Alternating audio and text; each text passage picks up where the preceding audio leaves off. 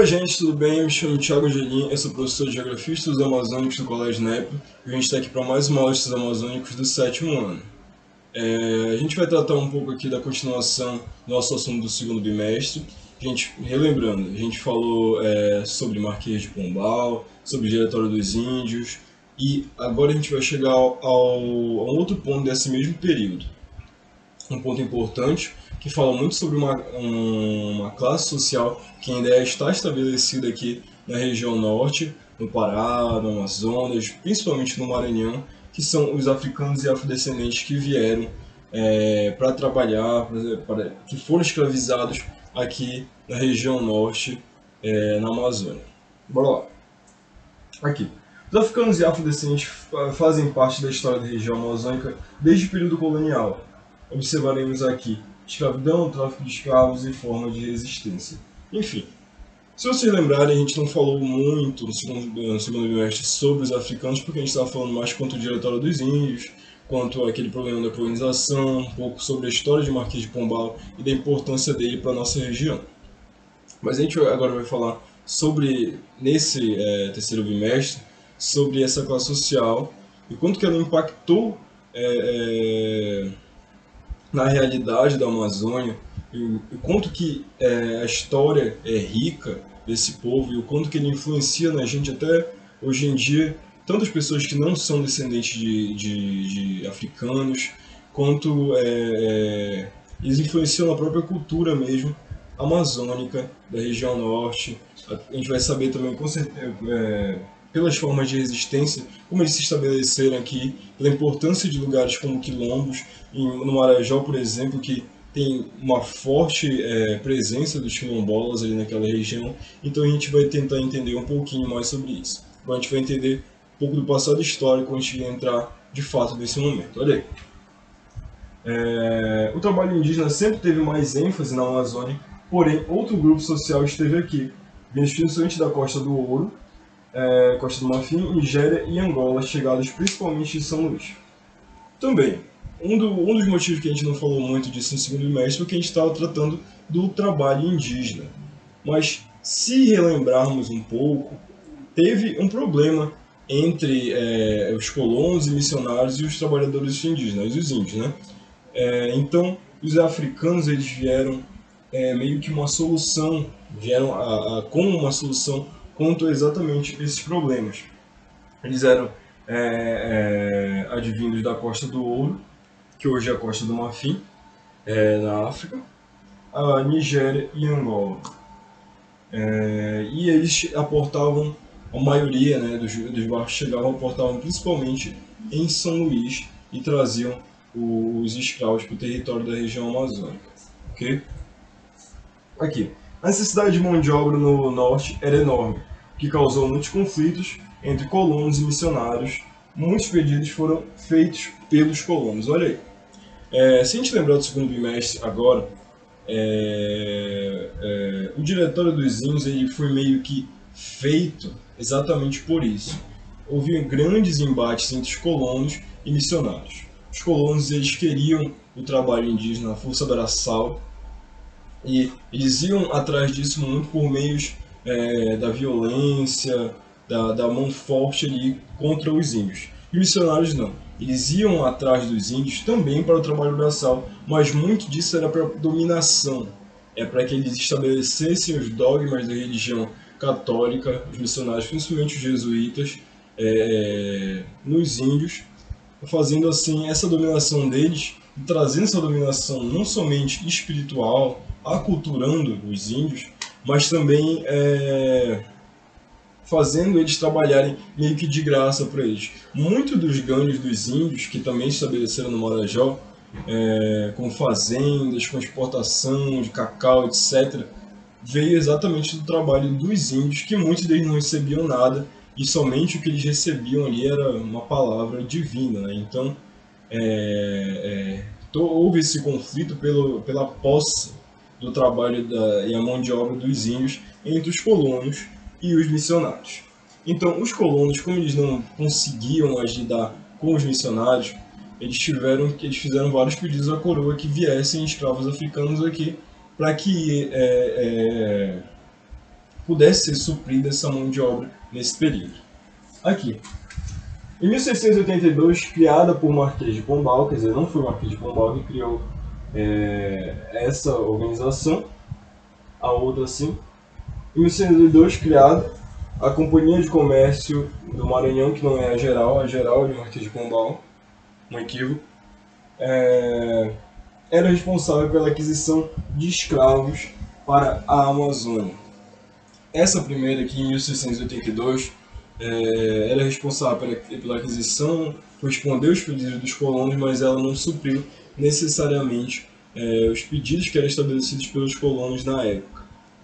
Aqui, o transporte de escravos pela companhia foi conhecido como estanco.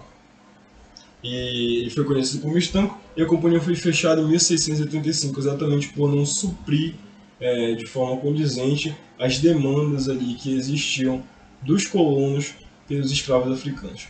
Porém, na região sul e sudeste do Brasil, isso daí já estava se estabelecendo há muito mais tempo, o mercado dos escravos ali naquela região. Aqui na região norte ainda era um pouco demorado para isso acontecer, principalmente também por causa da mão de obra indígena aqui na nossa região.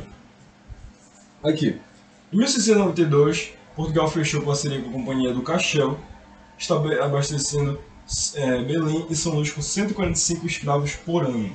145 escravos por ano pode não parecer um número muito grande, mas se a gente for lembrar, a escravidão no Brasil durou cerca de 400 anos. Então, claro que não se estabeleceu somente esse número aqui, mas esse era o número estabelecido de escravos, de africanos, chegando aqui na nossa região, principalmente em Belém e São Luís, que abastecia toda a Amazônia naquele momento. Essa Companhia do Cachel também não supriu e não abasteceu corretamente as demandas dos portugueses aqui na nossa região. Porém, em 1692, Portugal fechou parceria com a companhia, quer dizer, foi apenas com a criação da Companhia Geral do Comércio do Grão-Pará e Maranhão, e o comércio de escravos tornou-se constante. Isso em 1755. Essa aqui sim foi criada por Marquês de Pombal nessa época, justamente em resposta aos missionários que eles estavam estabelecendo ali, estavam fazendo um crime, se a gente for lembrar, nosso segundo bimestre, né? Estavam exportando, estabelecendo o comércio da agricultura aqui na nossa região, sem isso voltar para a coroa portuguesa, o que trouxe muito aborrecimento para o Marquês de Pombal, e ele, juntamente com seu irmão, que era o governador aqui da região na época, do Grão-Pará, ele conseguiu estabelecer aqui a criação da Companhia de Comércio do Grão-Pará e do Maranhão, que ela não tinha somente a ideia de suprir com os escravos aqui a região, mas também sim de organizar e estabelecer todo o comércio nessa região. Era o que era cerca de 100 sacas da agricultura aqui da região, se tornou-se cerca de 70 mil junto com a Companhia de Comércio aqui. Então, ela foi muito bem sucedida na sua missão aqui, e infelizmente também foi muito sucedida quanto à questão dos escravos. Aqui, a Companhia Geral do Comércio do Grão-Pará e Maranhão, que o comércio de escravos tornou-se constante. Alguns historiadores apontam que aportaram aqui mais de 23.365 escravos na mesma época da criação do Diretório dos Índios. Voltando um pouco ali no Diretório dos Índios, no nosso segundo bimestre, né? Os missionários jesuítas eles foram expulsos aqui da nossa região norte, da Amazônia, eles voltaram a Portugal, etc. Aí foi criada uma solução pelos portugueses, que foi o Diretório dos Índios, mas principalmente o Marquês de Pombal, né? Ou seja, não tinha mais igreja nessa relação aí, não tinha mais missionários. As pessoas que lidavam com os escravos, os indígenas, eram todos os colonos, eram chamados os diretores dos diretórios. Então, a gente já consegue imaginar um pouco como isso aconteceu, né? Além disso, lembrando também, muito da influência portuguesa se vinha também quanto à questão linguística, e isso daí recaía sobre os escravos, sobre os africanos também.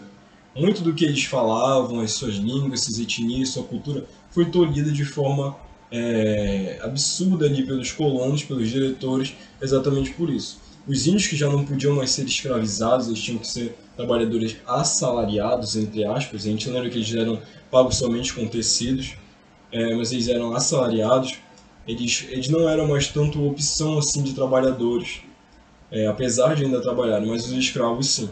E o que os indígenas sofriam na mão dos colonos, os escravos sofreram ainda mais. Os indígenas ainda só tinham uma certa comoção, tanto da coroa, tanto que o Diretório dos Índios ele acabou justamente por isso, por uma comoção de Dom Pedro I, quanto ao fim desse diretório, pela questão dos maus-tratos também, quanto aos índios, mas os escravos estavam totalmente desamparados.